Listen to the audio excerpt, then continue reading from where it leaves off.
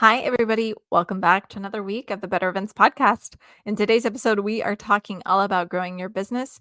Do you need to hire somebody? We're talking about building your teams and what that looks like, whether you're freelance, full time, and all of that good stuff. So, we're having a really good discussion today. And here's the thing: Logan and I usually agree on everything, but in this, we're representing different perspectives. So, it's a really good and robust episode. So, we hope you enjoy it. Welcome to the Better Events Podcast. Join two event strategists, Logan Clements and Mary Davidson, who believe we can all create, host, and attend better events. In this podcast, you will learn about event strategy and actions that you can use today as an event host, planner, or manager. Hear directly from the people who are creating innovative and inspiring events today and tomorrow, and grow your business along the way. Now, let's get started, and thanks for listening to the Better Events Podcast. Hi, friends. Welcome back to another episode of the Better Events Podcast. I'm one of your co-hosts, Logan Clements, and I'm joined by fellow co-host Mary Davidson. And as always, we're going to start off this episode with our conversation starter before we jump into this very fun topic that I'm excited about growing your business. So, Mary, before we talk business, this was inspired first, I should caveat. This conversation starter is inspired by a post I saw on Instagram by friend of the pod and Beyond the BEO podcast host, Shenandoah Nicholson, which is, what is your go-to on-site beverage when you are working an event? I'm ready for this. Go. This has changed. As of recently, I'm obsessed in every aspect of my life, including on site. Vitamin water, zero sugar. And Logan knows this.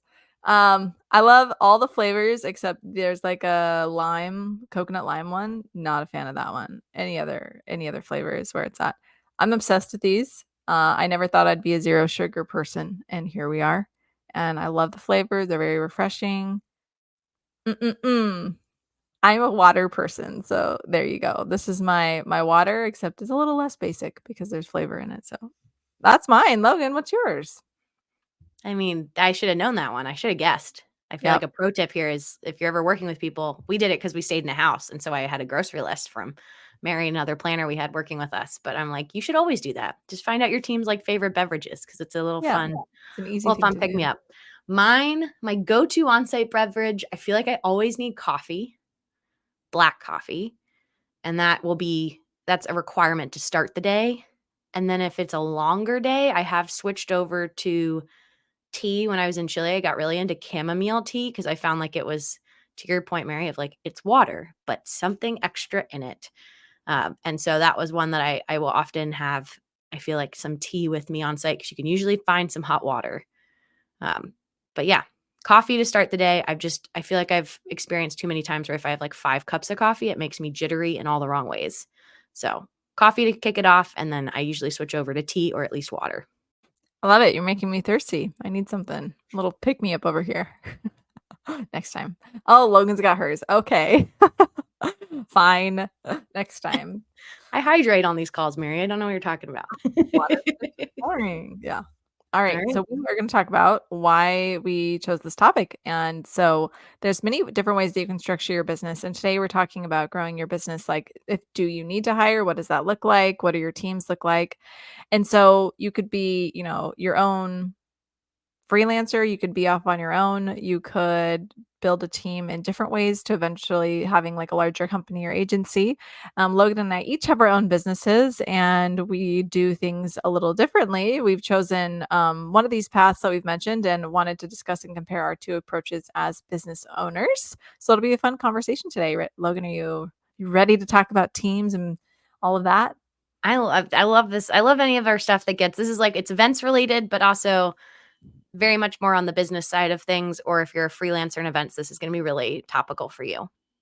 Yeah, I'm excited to have the conversation. So we will get into it by starting off talking about like our current business structure. So Logan, what's your current business structure and has it always been this way?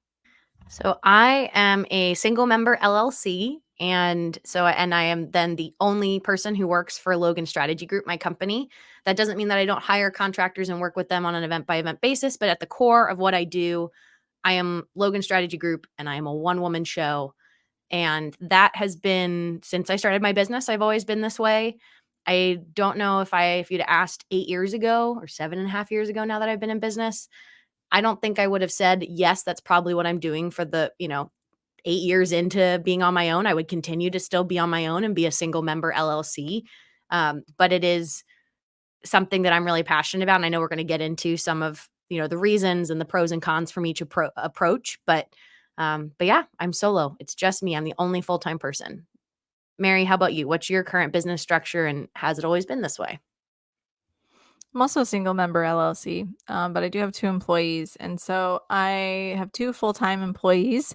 That's new. I've had one for a year, a little over a year, and then another one that just started earlier this, 2 months ago. And so it's been a fun little journey. And so no, it has not always been this way. It is continually changing, which is exciting, right? That's the nature sometimes, I guess, of businesses. You get to change your mind because there was a period of time when I don't know that I wanted to grow in this capacity or not. And I've actually gone back and forth quite a bit in regards to that, probably here on the podcast. There was a period of time, I don't remember when it was now, maybe like a year and a half ago, where I was like, I think I just wanted to be me. Like, I think that's what I needed to be. And then here we are, and I completely changed my mind. So I'm on this trajectory of having a team, and I am really grateful to have them. So, Logan, why do you continue to stay solo? What's the motivation for you? Because I do look at it from a perspective of I've just shared, going back and forth with this, and I can definitely see the pros to it. But please share with us, why do you continue to stay solo? Yeah, I think one of the reasons why I also were doing this episode is when I first went out on my own, I got not bad business advice, but it was just very loud and common business advice, which was that I had to grow. I needed to hire more people. That was the only way to grow as a business is to build a team and take on bigger and bigger events. And you can do more events and because you have more people and all of this stuff. And I remember just having a visceral reaction every time, especially in those early days, that that's not what I wanted. I had been a person at some of these larger companies, at these larger agencies that had amazing founders who had a passion, had a drive, had a vision. And then I was one of the people they hired on. And there were a lot of things at times that didn't really roll, like weren't as smooth as I feel like they might have felt from the outside. And it was one of those where I felt like I hadn't seen somebody do something I wanted to emulate. And I had experienced what maybe more employees sometimes can be more problems depending on, the situation and the folks involved. And so for me, that has always been there, and I feel like I'm constantly open to changing my mind. Like you said, Mary, we're fluid as business owners, but the main reason for why I like to stay solo is I love the variety of the projects I do, and because of that variety, I have certain projects that wanna hire Logan Strategy Group, and they want me to bring on a team and have a bunch of people on site, and that's what they want, and then I have other projects that just like me as Logan, and just wanna bring me in, and I get added to their team, and I'm in charge of one area of the event, but they don't want anybody else. They don't want me to send my employee. They would only want me if I was available. And that ebbs and flows throughout the year. And even I found year on year, I do a lot of sporting events like the Olympics and things like that, that only come every, 4 years for the summer, alternatively every 4 years for the winter games. And so there's certain things like that that had made it really challenging for me to see a reason for why I would need to hire somebody else and then find it sustainable to be able to be responsible for that other person's income and everything when I felt like it's kind of enough just for me. I think that makes perfect sense. Yeah, I think it's to everyone's purview, and you can still have you've proven this a successful business, whatever successful means to people, right? But and be solo, and you've Yeah. definitely shown that. And I love how you've built teams because I've been able to be a part of your team, even though you don't have like full time team members. Like, so yeah, I think there's different ways just to make it work. Yeah. And for you, Mary, what was the reason or the moment that you realized that you wanted to build a team and hire people at EP events? Oh, I'm trying to remember like the exact moment when I was like, this is it. Actually, I remember. Okay, this is great. So if we're talking about exact moments, I remember I was driving in the car with my husband, and we were driving to Oregon, and it was on that drive when I was like, what would it take for me to hire an employee? And this was, I don't remember when this was, like a few years ago. And so my whole life, I've had this hard time like imagining what could be. I've had to have someone else tell me like, "No, wait, you can actually do that." And then I'm like, "Oh, I can." And then I'll like do everything I can to make it happen. But it's like I need that other person like planting in my ear like, "Yes, it is possible." And that's what that situation was. And so he basically was we like went through numbers and we're just talking through things and all of a sudden realized like, "Wait, I can hire somebody and I can hire somebody now." And that was like, "Whoa, I'm so glad we had this conversation." And if you're listening to this, that might sound like silly because like yes I knew my financials and stuff but like to project out hiring somebody and what that costs and takes and all of that is just not something I had done before, and so to have an intentional conversation and then realizing that I could do it was really exciting. And so that's the moment, I guess. And then the reason too is, and I've heard this feedback for years, is to hire the right person. So whatever that means, but what I felt like was that I had the right person already because she was my intern and she was graduating from school and she was about to be looking for a job. And so we'd already worked together and that was a wonderful situation to be in. And so we did start a hiring process and I did end up hiring my intern full time once she graduated. And so, and she's still here, and I'm so grateful. And it's just been like a really, really cool experience. And we've both learned a lot. It's interesting working for a small business, I think. And so I try to express that often on we do things a little differently because it's a small team. And so I will stop talking for now, but that was the reason and that was the moment. We love a reason and we love a moment. Again, like you said, you've been somebody who flip-flopped through, and I don't know, I picture our listeners potentially being in this spot, whether they're, unsure, they're just getting started and don't know which route good for them, or maybe they're like you or myself and just at kind of a moment where they're like at an inflection point. Do they stay on their own, or do they do something bigger? Um, but I think I wanted to break down some of the pros and cons of each. I think pros that I see from my side of not hiring, not growing my team can also come from, like I said, I have some events that really just need me versus need, multiple people from my side. But there's also, I do some events that are my pro would be I'm in control of my own schedule. So I can work as much as I want to work or not work as much as I want to work. So if I want to go on vacation, a pro is that I just can go on vacation. I don't need to make sure that somebody else on my team has everything they need or anything like that. But I guess maybe we'll intermix the pros and cons, because I feel like then the opposite though is the con is I don't have anyone to refer someone to in my out of office message, which when I first was looking at out of office messages, like my third year in business was the first time I had the nerve to actually put one on. Everybody's example one on the internet said, please contact insert name of colleague here and their email if you need them while I'm gone. And I was like, I don't have that. I don't have a person that I can say, yeah, let's make sure that they're handling it. And that was scary at the time. And it's taken time for me to figure out and draw my boundaries with clients. And I've learned it is possible to still do those out of office moments and emails and things. And they don't need to have someone to contact because I've done all the legwork ahead of time and planned out when I return kind of what's going to be immediate and urgent. And everything is fine. The pro is I can take those vacations and I don't have to worry about my cash flow because it's just me that I'm worrying about. I'm not worried about paying an employee in a slow month. I can just tighten my own belt and say it's a slower month. Just like in a fast month when I'm really busy and doing a lot of things, then I don't necessarily need to, be on top of somebody else for what they're doing. Mary, how about you? What's a pro of Yeah. hiring? What you're saying is really resonating with me from a different perspective. So I'm going to jump right on what you said and say that I do feel like it's a pro because I also feel in charge, like more in charge of my schedule by having a team, ironically. So it's like kind of the opposite of what you just said, but because I feel less bad being gone when I know that the business is still running while I'm away. It's super empowering. So I feel like I truly can step back because nobody's waiting on anything. Like no client is waiting on anything. The team is keeping it moving.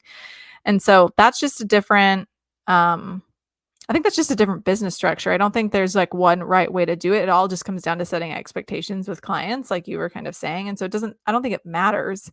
But for me, it feels empowering. And so I really appreciate being able to be in charge of my schedule in that sense of I do feel like I have freedom because things are still moving, even if I'm not the one who's doing them. And that's pretty cool. So that's definitely a pro. But on a con side, you mentioned the cash flow, and that's the con is the cash flow. It's a significant level of responsibility to like provide people's livelihoods. Like, and I definitely don't take that lightly. And so, yeah, I don't know. Like that's just something that I'm always thinking about is the cash flow component. And you have to. I feel like if you are going to take this step to, pay for people's salaries, then you need to really be keeping in mind the cash flow and make sure that people are good because you're going to be paying them before you're paying yourself. I don't know what Profit First would say about that, but like that is just more important. Like I have to make sure that they are getting paid. I feel like Profit First would say, yes, pay your employees first, but then pay you before your expenses would be I love the that. That's method. good. But it's yeah, I think, and that's cash flow. That's something that I'm like, it's not that I don't experience my own cash flow challenges. It's just on a singular scale. It is impacting just me. To Mary's point, like she has livelihoods, and that's a really important and a value to her. But like on a small scale, I've had it with a client paying me late, and I've had freelancers who I owe payments to, and I have made those payments and just kind of taken the hit personally while I waited for the client to pay because they don't see the big scale, and I can't imagine that even on a larger scale. Another pro that I have is, like I said, I like variety. And so by it just being me and I'm only responsible for myself and my needs, I really have that flexibility to take all different kinds of jobs, really high paying jobs, really low paying jobs, anything in the middle, ones that need me on site for 3-4 weeks, one that only need me on site for a day. And that kind of, again, like I said, I like the mixture of what I've got going on, and that's maybe closed-minded for me that I could totally do those things while I also had employees, but it also lets me be picky. I can say no to things. I'm getting better and more, my gut's getting more in tune with the right clients for me, and knowing that there's great people out there that I'm not the right fit for them. I've had a lot of folks I've referred work to. If I'm busy, last year I had a really busy fall, so I was referring work to Mary, to other event pros, to all kinds of people. And that was eye-opening for me because there's ones I also realized I'm like, I just probably wasn't even the right fit. I'm the first person they found and they think I'm the right fit. But just from interacting with them or knowing what their goals were, I go, there's someone else who could do this better.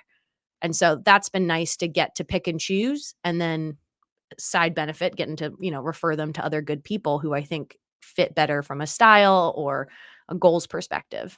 As you're talking, I'm like writing so many notes because this is a fun conversation to see the similarities and differences for sure. So something that you were saying, it's like not necessarily directly related, but it was making me think is well, actually maybe it's directly related. We can take on more work because we have more people to do the work. And so I don't think I ever explicitly said this yet, but like the reason I hired is because my goal is to grow, and growth being more events, more revenue. In the end, it's because I want to be able to step back and not execute events. And that hurts my heart to say. I'm sure I'll still be like involved in events and I want to be like on top of things, but ideally my goal is to lead from a business perspective. I'm have a million business ideas, super entrepreneurial. All of them have to do with the event industry, but I just like really want to be able to do these projects and have a team lead the client events. So that's the end goal. That's why we are aiming to grow, so we can take on more work. And along with taking on more work, though, a con is sometimes I feel like you have to be careful. It depends on a lot of factors, but if it's just an exchange of money, like you're getting more work, but you're also paying more people. So is it just a pass through? Because then I've heard people say this before. They've grown a team and then they've ended up going back to just themselves because they've just been it's just been a big exchange of money. And in the end, they weren't necessarily like making more money than they were than when they were solo. Um, Unfortunately, I am not a monetarily motivated person. And it's all for me about what makes me happy when I wake up every morning. And unfortunately, like I said, that's not money. It's just being able to like have freedom in my life. And so what that looks like to me is having other people do a lot of the work. So this is working for me, but a potential con could be an exchange of money. There are ways to mitigate that. It has to do with your ideal clients, your pricing, always kind of like upcharging on your team's time is super important, and things like that. So Yeah, and I think contrasting again, I'm like, I'm glad we're sparking these for each other, because for me, of why I love staying solo is also the fact that I don't want to take on more events. Like my goal is not, and that's why everyone's like to grow. And it's interesting, Mary, because you even just said it, you want to grow. And I just would challenge that because I'm like, I can grow too. You can grow as a solo person. The ceiling you'll hit, and the business argument I would get all the time is, you're only one person. There's only so many hours in the day. A lot of what we do, even if it's project rate, is based on hours. So yes, there's a ceiling to the number of hours or the amount of time maybe you want to work. But to me, there's also there's your expertise, there's your rates, there's some of those things that are variable, that you can continue to grow your business if that means making more money. I think you do hit a ceiling probably eventually with the number of events you want to do. But for me, I'd like on my burnout year, I feel like I looked and it tallied, and I'd done like 35 or 40 events that year. And I went, I don't want to do more than that. And I've tried outsourcing a couple events to people before in like a freelance capacity. And for the hard part for me was, I realized even if I wasn't on the event executing it myself, a part of my brain was still tied up in that event. And that would take me away from whatever else because I often outsourced it because I was on a different event. And I felt doubly as tired because I was on site working an event, worrying about this other event, even though I had great people on it. But it was like the clients who hired it really wanted me as Logan, and it wasn't me there. So they're going to have their own, things about it. And so to me, it really wasn't like uh, I didn't feel a relief from it. And the money wasn't worth it because I did have to pay that person. So like the markup I got, I was like, this was not worth the extra stress. And in that example I'm using, I eventually ended up referring that out to somebody else and said, I don't want to even take a cut. You take it, because it wasn't what I needed at the time. And so that's one that I think I always personally I'm very passionate about. And I see that as a pro, but I know it's taken as a con by other people. And your point, Mary, of wanting to move out of execution, that's another part I find myself, for why I like being solo, is I like executing. And I might change my brain. I might change that answer in 5 years or 10 years or 20 years, but I love the execution part. That is like my favorite part of what I do. And I like people management as well, but it's not my favorite. And again, I feel like I am learned by watching and experiencing some other folks who were high event performers and then they moved into management roles. And I don't know if they just had other things going on, the stress of having employees or whatever, but they didn't seem to be as happy as they were when they were doing things, or from the outside seemed very happy, but internally were having a lot of struggles. And that was something that I was like, I don't want to be that. I want to keep getting to do the stuff that I like to do. And by being solo, I have had that ability to explore what that looks like. I used to do marketing as well. I was doing events and marketing. So staying solo helped me figure out, do I like events? Do I like marketing? All of that kind of stuff. So it's benefited me along the way. But that's where I feel like now why I'm so passionate about staying on my own. And that's the right fit for me as Logan, are kind of some of those things I just mentioned. Yeah, totally. I think listeners, if you're listening to this, a lot of it comes down to, I don't want to like oversimplify it, but really how you want to spend your time. And Logan, you also mentioned that. And so I think that is a really good guiding factor in figuring out how and if you want to build your team. So that's something you can definitely keep in mind and kind of roll with that a little bit and see what y'all want to do. Um, but I have one more pro and con, and it's the leadership side of it. You talked about people management, Logan, and I've heard that the best leaders are the ones who don't want to be leaders. Ironically, I am excited to be a leader because I've had really poor managers in the past, and that is something that has frustrated me since I entered the workforce, even in retail when I was 16. Like I've always just felt like there's been a significant lack.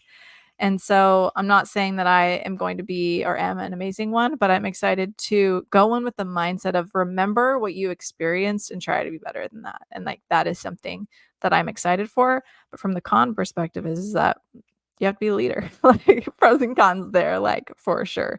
And so that's something I am continually trying to learn about, is just like how to lead, how do I lead, what kind of leader am I, like all of those. Yeah. And I think that's, again, flip side of the coin. A pro a pro is that I get to just work for myself and figure out what I want to do. But the con is, yeah, if I'm tired or I need somebody for ideas or collaborating on something, it's like, well, no, it kind of comes down to me, or I have to lean on, friends or for other contractors I can call and pick their brain kind of thing. So there's two sides to it, but I am with you that I think you and I sounds like we've had some similar experiences with some bad managers, and it's interesting that we are reacting in two different ways to it, because but again, and we've talked about on this podcast about building event teams, and I'm like, I do a lot of team related things. You're still leading. Yeah. But yeah, it's just it's a more temporary capacity. I have long-term relationships with contractors just like Mary does so that we can flex and be a bigger team. And yes, does that help me grow my business? But another realization I think I had during COVID when I really got into virtual events, I had some events where I was able to bring on even the most freelancers I've ever needed for events. And I realized that like managing people costs money and takes time and takes more time than you think it's going to take. And that was one for me that at like my first project, I had not budgeted in enough time to account for the amount of time it would take me to manage the people I was working with. They were all great and rock stars, but just as little as like, sending out emails to get their invoices, paying their invoices, tracking some of their to-dos, responding to all their individual emails about things that are going on. And for me, it was one that I've gotten better at budgeting for that kind of stuff. But it doesn't always mean I'm getting more money in, my revenue's going up as a business, but then also my contractor line in my profit loss statement is also higher. So the net profit, like you talked about, Mary, you're spending a lot of money, you're making a lot of money, but you're spending a lot of money kind of thing that to me, it's been almost marginal and it's more you value your free time. I value my free time too. And I think for me, some of it's just peace of mind personally, because it would just like wasn't worth the having to worry about what some other people were doing. I think that's a great point. This is a really good conversation. I feel like it's not often that we are representing different perspectives or Yeah. usually in agreement, which I think we are in agreement. It's just different. It looks It's just different. different. But Yeah. yeah, it's different and it's different.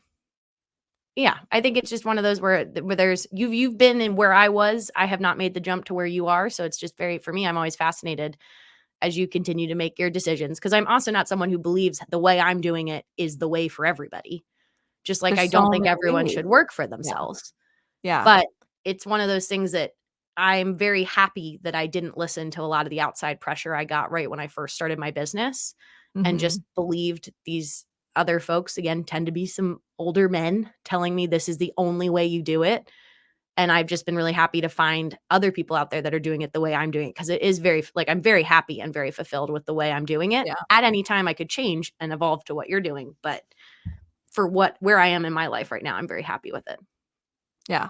You do you, and I think you hit the nail on the head too. It's like, um, to have the opportunity to change at any time, like you just said, is huge. Like, that alone is, like, amazing because you could change what you do tomorrow and you'd probably be okay. But, like, I just think it's great that there's this level of freedom too that we already are experiencing in whatever it is that we're choosing to do. That's one reason why I love owning a business, and I think everyone should work for themselves, but maybe not. Yeah. That's I mean, another it's for conversation. some and not for all, but I think an Yeah, experience that you it's worth trying it just to see. But yeah, I it's think, Mary, definitely my not for last question for this episode is how are things looking for you in the future? And are you going to continue with this business structure of hiring and growing your team? I mean, that's a great question.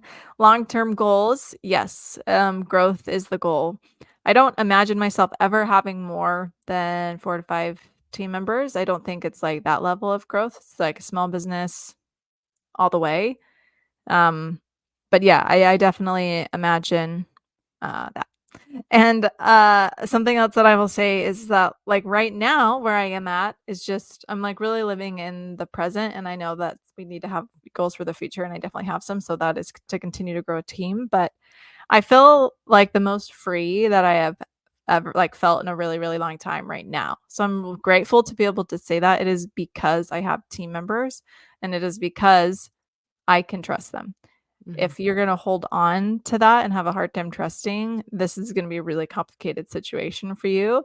But I don't mind trusting, and I think that just goes with clear expectations. So what I'm saying is I'm happy with where I'm at. I'm not exactly sure about what the future looks like, but I'm hoping that it just continues on what is happening right now. What about you, Logan? What about you for the future and your business structure? I mean, I think I'm gonna keep doing the same that I've been doing. For me, big goals are, working at the Olympic Games, continuing like of my big I've done the Tokyo Games, but for me it's like I want to work at the games for 20 plus years. And so being solo and able to, continue to do that and take that opportunity myself, working on my own feeds into that in a way that like a team isn't going to necessarily help me achieve that, that specific goal. So I think for me, I'm going to keep on doing. I do always joke to people that though I'm always constantly speed dating new companies to work for, like I continue. I'm like, I don't know, didn't think I'd work for myself for 8 years. So any client I work with, I'm like, oh, this is interesting. I get to look under the hood, see how your processes work, be like, do I want to work for you guys? Not saying I get offers all the time, but I've had a couple offers and I've turned them down because it's just not been the right. It's again, I like what I'm doing too much. And you talk about peace. I'm coming off a pretty busy spring and I'm having a pretty peaceful week because I have self-imposed, given myself part-time hours this week because I knew with my workload, this is the week to do it, and just protected my time from meetings and stuff. And it has been great. And so that's been really fulfilling for me, is to figure out that cadence, that balance of back to back, lots of events or long-term multi-week events and that recharge time. So I feel like I'm going to keep staying the course. I honestly, I love that. And I love it for you because, you've shared a lot with us today, but also we've talked offline about this a lot. And I'm excited to see what either of us come up with. And I hope We're listeners growing. know that you can do whatever you want to do. Yeah. We're here for you. We're in your corner. You can do whatever you want to do. Yeah, we're both growing our businesses in two different ways, but it's still growth. And still both of us are, getting more joy and happiness out of what we're doing in events. Yeah, 100%. Well, that then unfortunately brings us to the end of our episode today. So let's transition to our bonus tip, which Logan has for today. This is a pretty meaty bonus tip, listeners. So stick with me. I hope I don't lose you. But this bonus tip is specifically for any event. I said a ticketed event in my head, but really any event that has sponsors who buy a bulk number of tickets. So I'm from company A and I bought 20 tickets. Now, you as the event organizer or event person, you need their names so that when Mary Davidson shows up to my event, I know she's on the list. I can let her in and check her in smoothly. But often what happens is the sponsor will not tell you their names. And so Mary comes up and she's not on the list. Now you have somebody who needs extra help. And a pro tip I have is, if you have this kind of scenario, is to really make sure that you have someone from the sponsorship team who has been, using those relationships, like messaging with the company, whatever it was, selling that opportunity. Either have them physically with you at the registration table to help troubleshoot those people, or have their phone number at least so your registration lead can call them and talk to them immediately, just so that attendee experience isn't impacted and they're not left waiting or even turned away from your event because they're not in your registration system. This is something I fought for with a couple clients and it's been really successful. And usually the way I say one or the other, in person physically at the desk with me, or somebody on the phone, is if your registration window for your event's really short, like 30 minutes or an hour, I'm thinking like a luncheon, a dinner, something where you really want everybody in by a certain time, then having that sponsor rep in person with your events just going to help streamline that process so much more. If you have like an all-day conference or a multi-day, at least having a point of contact, a phone number someone can call to verify, is just going to help that whole process be a lot smoother. That was a robust bonus tip, but I think it's great. So thank you so much, Logan, for the bonus tip today. And thank you, everybody, for listening to another episode of the Better Events podcast. We would love for you to give us a follow on Instagram, Facebook, or LinkedIn at Better Events Pod. Send us an email at bettereventspod@gmail.com, or truly connect with us on LinkedIn. We love to hear from you directly. We love when you all reach out, send us a little message. And thank you so much again for your support of the podcast and for listening this week. We will be back with you again next Wednesday.